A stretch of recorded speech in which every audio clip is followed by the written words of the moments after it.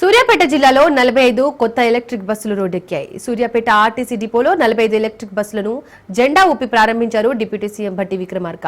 మంత్రి పొన్నం ప్రభాకర్ కార్యాలయం క్రమంలో మండలి చైర్మన్ గుత్తా సుఖేందర్ రెడ్డి పలువురు పాల్గొన్నారు. బస్సులు ప్రారంభించిన తర్వాత బస్సులో ప్రయాణించారు. మంత్రులు, ఎమ్మెల్యేలు కాలుష్యం, డీజిల్ వాడకం తగ్గించాలనే లక్ష్యంతో తెలంగాణ ప్రభుత్వం ఈవీ బస్సులపై దృష్టి పెట్టిందన్నారు.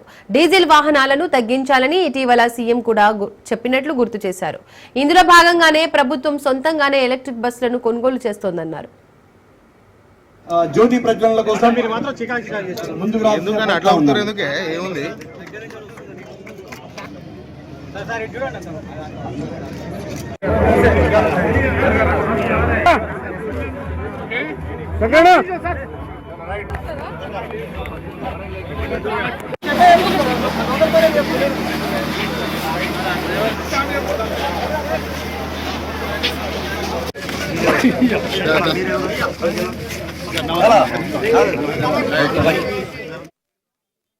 అనుగుణంగా ప్రజలకు సౌకర్యాలను మెరుగుపరుస్తూనే కార్మికుల సంక్షేమాన్ని చూస్తూ సంస్థను పరిరక్షించుకునేటువంటి 3 నినాదాలతోటి ఆర్టీసీ ముందుకు పోయేటువంటి ఒక ప్రయత్నం చేస్తా ఉన్నాం.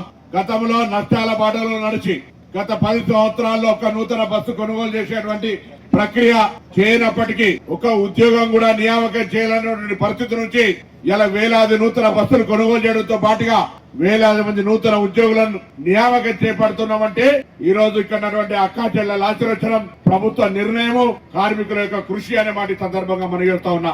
182 కోట్ల మంది మహిళలు, అక్కా చెల్లెలు ఇవాళ ఆర్టీసీ బస్సును ఉపయోగించుకున్నారు. దాదాపు 6,100 కోట్ల రూపాయల లబ్ధి వారికి జరిగితే తద్వారా అనేకంగా ఇవాళ వారి తల్లిగారింటికి వెళ్లాలన్నా, అత్తగారింటికి వెళ్లాలన్నా, దవాఖానకి వెళ్లాలన్నా లేదా ఎక్కడికి ఏ అంశం కొరకైనా కూడా ఇలా ఉచితంగా బస్ సౌకర్యం వినియోగించుకునే అవకాశం దొరికింది వాళ్ళకు.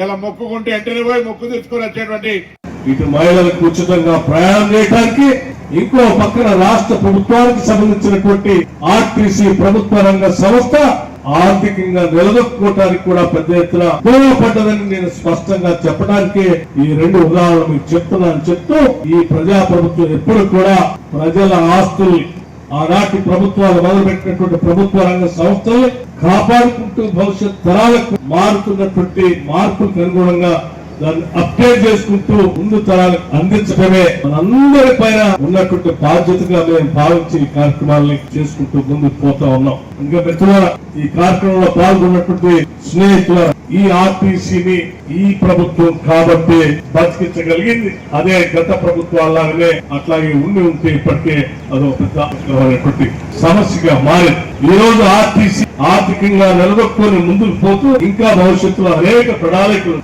అంటే కమర్షియల్ గా కూడా ఇంకా లాభదాయకంగా ఉండేటట్టుగా ఆర్టీసీ ట్రాన్స్పోర్ట్ మంత్రి గారు అనేక ప్రణాళికలు తయారు చేస్తా ఉన్నారు.